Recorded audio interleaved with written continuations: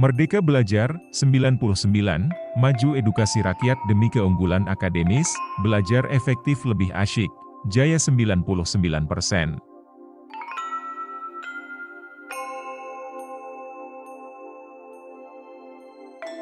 Konsep asuhan keperawatan lansia dengan masalah inkontinensia urin. Introduksi askep lansia dengan masalah inkontinensia urin. Definisi inkontinensia urin pada lansia. Definisi ini menjelaskan apa yang dimaksud dengan inkontinensia urin pada lansia. Inkontinensia urin adalah kondisi medis di mana seseorang kehilangan kontrol atas kemampuan untuk mengendalikan buang air kecil. Dalam konteks lansia, inkontinensia urin mengacu pada ketidakmampuan lansia untuk menahan atau mengendalikan urin dengan baik. Ini dapat menyebabkan kebocoran urin yang tidak diinginkan, baik dalam bentuk tetesan kecil hingga kehilangan total kendali atas buang air kecil. Ini adalah masalah umum yang sering ditemui pada lansia. Prevalensi dan faktor risiko. Bagian ini memberikan informasi tentang sejauh mana inkontinensia urin umum terjadi pada populasi lansia dan faktor-faktor yang dapat meningkatkan risiko terjadinya kondisi ini. Prevalensi inkontinensia urin pada lansia cenderung lebih tinggi daripada pada kelompok usia yang lebih muda. Faktor risiko dapat mencakup faktor fisik seperti melemahnya otot dasar panggul, faktor medis seperti infeksi saluran kemih, dan faktor psikologis atau sosial seperti stres. Pentingnya perawatan yang tepat untuk lansia dengan inkontinensia urin. Subbagian ini menjelaskan pentingnya perawatan yang tepat untuk lansia yang mengalami inkontinensia urin. Inkontinensia urin bukan hanya masalah kesehatan fisik, tetapi juga dapat memengaruhi kualitas hidup seseorang secara signifikan. Perawatan yang tepat dapat membantu meningkatkan kualitas hidup lansia dengan mengurangi gejala inkontinensia, mencegah komplikasi, dan mengembalikan rasa percaya diri. Dalam praktik keperawatan, pemahaman yang baik tentang definisi, prevalensi, dan faktor risiko inkontinensia urin pada lansia sangat penting untuk merencanakan intervensi yang efektif dan memberikan perawatan yang holistik kepada pasien.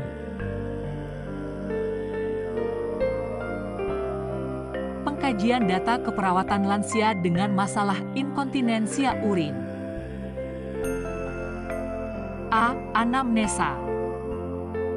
1. Keluhan utama pasien. Pada langkah ini, perawat akan menanyakan kepada pasien tentang keluhan utama yang mereka alami terkait inkontinensia urin. Pasien mungkin mengeluh tentang hal-hal seperti sering buang air kecil, kebocoran urin, atau kesulitan untuk menahan urin. Informasi ini membantu perawat untuk memahami bagaimana inkontinensia urin memengaruhi kehidupan sehari-hari pasien. 2. Faktor pencetus dan keparahan inkontinensia. Perawat perlu menggali lebih dalam untuk memahami faktor-faktor yang memicu atau memperburuk inkontinensia urin.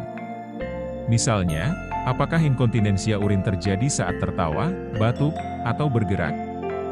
Apakah ada faktor penyebab yang dapat diidentifikasi, seperti penyakit tertentu atau penggunaan obat-obatan tertentu? Selain itu, perawat harus mencari tahu sejauh mana keparahan inkontinensia urin ini memengaruhi kualitas hidup pasien. 3. Riwayat kesehatan dan riwayat obat-obatan. Pemahaman tentang riwayat kesehatan pasien adalah penting. Perawat akan menanyakan tentang riwayat penyakit seperti diabetes, infeksi saluran kemih, atau penyakit prostat pada pria. Selain itu, informasi tentang obat-obatan yang digunakan oleh pasien, terutama obat-obatan diuretik atau obat-obatan lain yang dapat memengaruhi fungsi kandung kemih, juga perlu dicatat. B. Pemeriksaan fisik. 1. Pemeriksaan kemampuan refleks berkemih. Ini melibatkan pemeriksaan kemampuan pasien untuk merespon impuls berkemih. Perawat mungkin melakukan tes seperti urofisiologi untuk menilai refleks berkemih dan fungsi kandung kemih. Informasi ini membantu dalam merencanakan perawatan yang sesuai, terutama jika ada masalah dengan kontrol otot kandung kemih. 2. Pemeriksaan otot panggul. Otot panggul memiliki peran penting dalam mengendalikan kemih. Perawat dapat melakukan pemeriksaan fisik untuk mengevaluasi kekuatan dan tonus otot panggul. Melemahnya otot ini dapat menjadi penyebab inkontinensia urin dan bisa menjadi titik fokus untuk program rehabilitasi. 3. Pemeriksaan ketidakmampuan mengakses toilet. Lansia seringkali mengalami kesulitan dalam mengakses toilet dengan cepat, terutama jika mereka memiliki masalah mobilitas atau jika toilet berada jauh dari tempat tinggal mereka. Perawat perlu menilai apakah ada hambatan fisik atau lingkungan yang dapat memengaruhi kemampuan pasien untuk mencapai toilet tepat waktu. Pengkajian yang cermat dalam materi ini membantu perawat untuk memahami kondisi klien secara holistik, mengidentifikasi penyebab potensial inkontinensia urin, dan merencanakan perawatan yang sesuai dengan kebutuhan pasien. Hal ini juga membantu perawat untuk berkomunikasi lebih efektif dengan pasien dan tim medis lainnya untuk mencapai hasil yang terbaik dalam manajemen inkontinensia urin pada lansia. Diagnosa keperawatan lansia dengan masalah inkontinensia urin.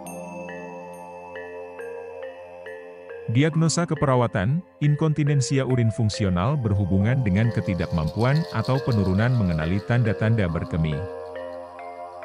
Rasionalnya yaitu, diagnosa ini digunakan ketika pasien mengalami kesulitan dalam mengendalikan kemampuan berkemihnya. Hal ini bisa disebabkan oleh berbagai faktor, seperti gangguan kognitif, gangguan neuromuskuler, atau faktor lingkungan yang membuat pasien sulit untuk mengenali tanda-tanda berkemih atau untuk mencapai toilet tepat waktu. Kesulitan ini dapat berdampak negatif pada kualitas hidup pasien dan memerlukan perawatan yang sesuai. B. Coping defensif. Diagnosa keperawatan, coping defensif berhubungan dengan konflik antara persepsi diri dengan realita yang ada. Rasionalnya yaitu, pasien dengan inkontinensia urin mungkin mengalami konflik psikologis akibat kondisi mereka. Mereka mungkin merasa malu, cemas, atau frustasi karena kehilangan kendali atas buang air kecil. Diagnosa ini mencerminkan respon psikologis pasien terhadap masalah inkontinensia urin dan perasaan konflik antara bagaimana mereka melihat diri mereka sendiri dan kondisi yang mereka alami.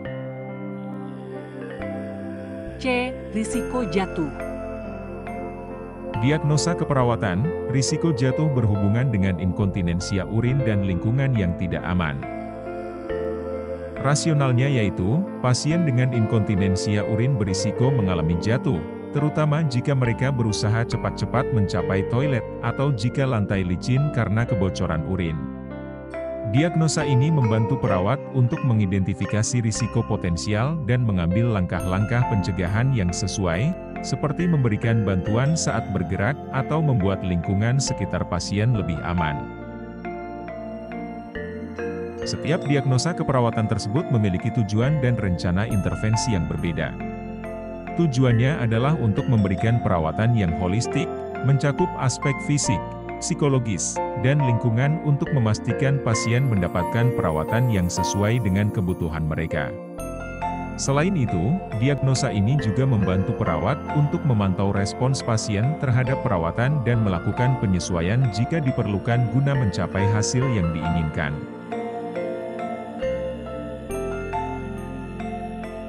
Prinsip intervensi keperawatan lansia dengan masalah inkontinensia urin.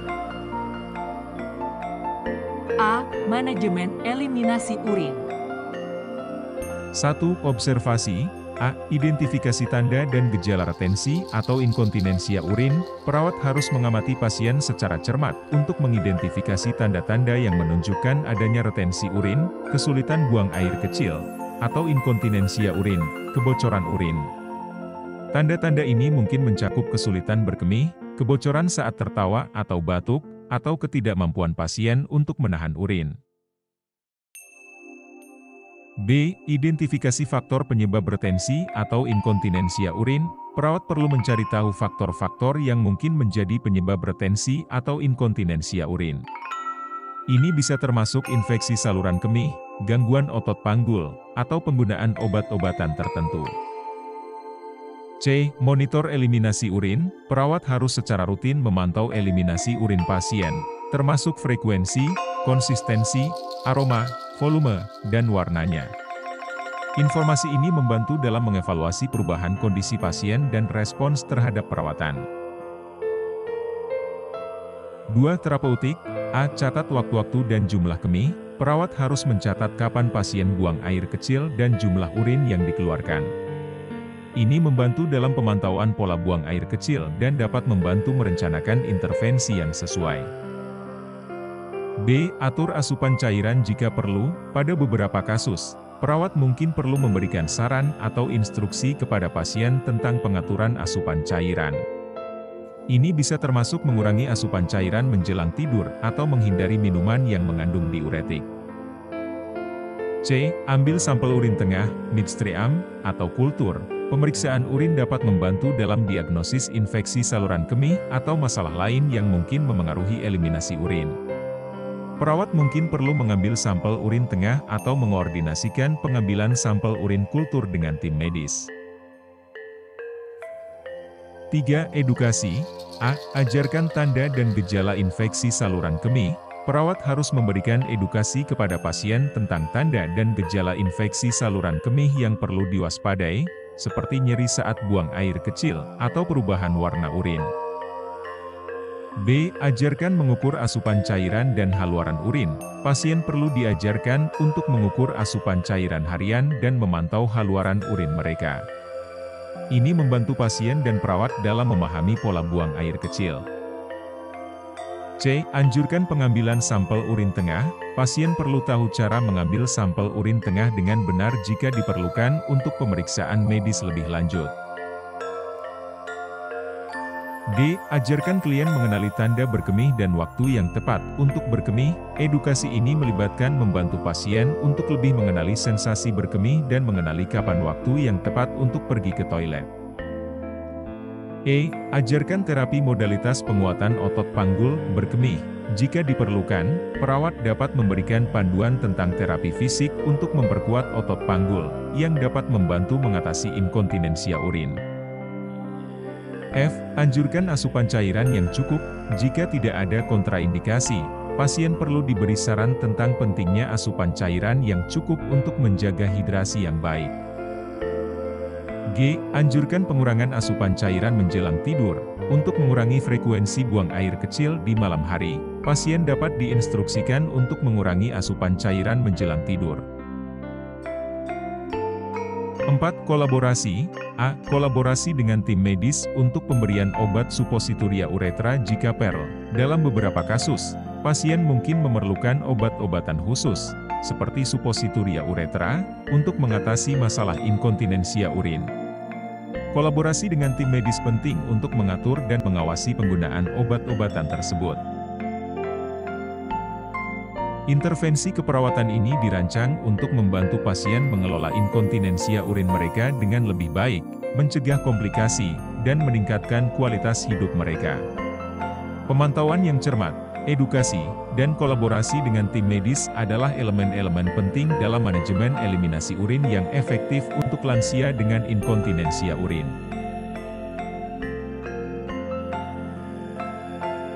Evaluasi keperawatan lansia dengan masalah inkontinensia urin. A. Kriteria evaluasi. 1. Klien dapat merasakan sensasi berkemih meningkat. Tujuan utama dari perawatan adalah untuk membantu pasien merasakan sensasi berkemih meningkat. Ini berarti pasien dapat lebih mudah mengenali kapan mereka perlu buang air kecil dan meresponsnya dengan lebih baik. Evaluasi dilakukan dengan bertanya kepada pasien apakah mereka merasa perubahan positif dalam kemampuan mereka untuk mengidentifikasi sensasi berkemih dan meresponsnya. 2. Klien menunjukkan keadekuatan frekuensi berkemih. Pasien seharusnya tidak hanya merasakan sensasi berkemih yang meningkat tetapi juga memiliki frekuensi buang air kecil yang sesuai dengan kebutuhan tubuh mereka. Evaluasi dilakukan dengan memantau pola buang air kecil pasien dan memastikan bahwa mereka tidak mengalami retensi urin yang berbahaya atau inkontinensia berlebihan. 3. Klien menunjukkan coping mekanisme positif. Coping mekanisme positif merujuk pada cara pasien mengatasi dan beradaptasi dengan masalah inkontinensia urin dengan cara yang sehat dan efektif. Evaluasi ini mencakup penilaian perubahan dalam sikap dan respon emosional pasien terhadap kondisi mereka.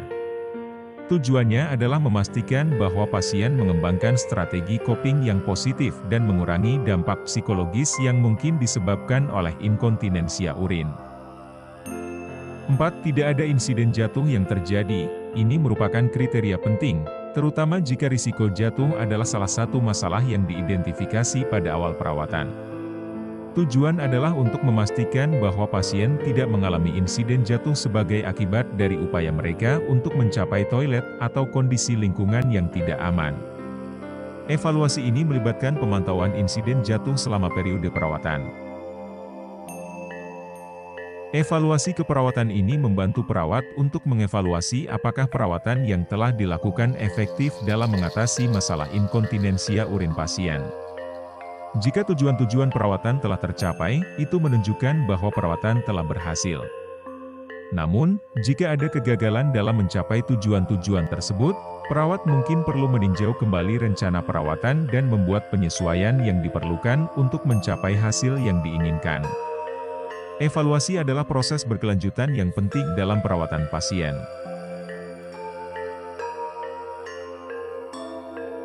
Pemantauan dan tindak lanjut askep lansia dengan masalah inkontinensia urin.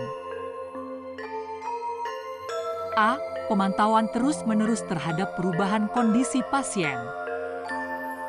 Pemantauan terus-menerus adalah praktik yang penting dalam perawatan pasien dengan inkontinensia urin. Perawat harus secara rutin memantau kondisi pasien dan merespons perubahan yang mungkin terjadi. Ini melibatkan pengamatan fisik, pemantauan tanda-tanda vital, dan komunikasi aktif dengan pasien. Pasien lansia dengan inkontinensia urin dapat mengalami fluktuasi dalam kondisi mereka, dan perawat perlu mengidentifikasi perubahan ini dengan cepat. Misalnya, jika pasien mengalami peningkatan frekuensi buang air kecil, atau tanda-tanda infeksi saluran kemih, perawat harus segera mengambil tindakan. B. Evaluasi efektivitas intervensi yang telah dilakukan. Evaluasi adalah langkah kritis untuk menilai sejauh mana intervensi yang telah dilakukan berhasil atau tidak. Perawat perlu mengevaluasi hasil perawatan dan mengukur apakah tujuan-tujuan yang telah ditetapkan dalam perencanaan perawatan telah tercapai. Evaluasi melibatkan penilaian kembali kriteria evaluasi yang telah ditentukan dalam materi sebelumnya. Perawat akan membandingkan hasil aktual dengan tujuan yang telah ditetapkan dan menilai apakah perubahan atau penyesuaian perlu dilakukan. C. Penyesuaian perawatan jika diperlukan sesuai dengan respons pasien. Langkah terakhir dalam pemantauan dan tindak lanjut adalah penyesuaian perawatan jika diperlukan. Jika evaluasi menunjukkan bahwa perawatan yang telah diberikan tidak efektif atau hasilnya tidak sesuai dengan tujuan, perawat perlu melakukan penyesuaian dalam rencana perawatan. Penyesuaian perawatan dapat mencakup perubahan dalam rencana intervensi, pengaturan ulang asupan cairan, atau penyesuaian dalam pendekatan coping dan dukungan psikososial kepada pasien. Penyesuaian ini harus didasarkan pada evaluasi yang komprehensif dan berorientasi pada perbaikan hasil perawatan. Pemantauan dan tindak lanjut yang cermat adalah langkah kunci dalam memastikan bahwa pasien lansia dengan inkontinensia urin mendapatkan perawatan yang sesuai dengan kebutuhan mereka.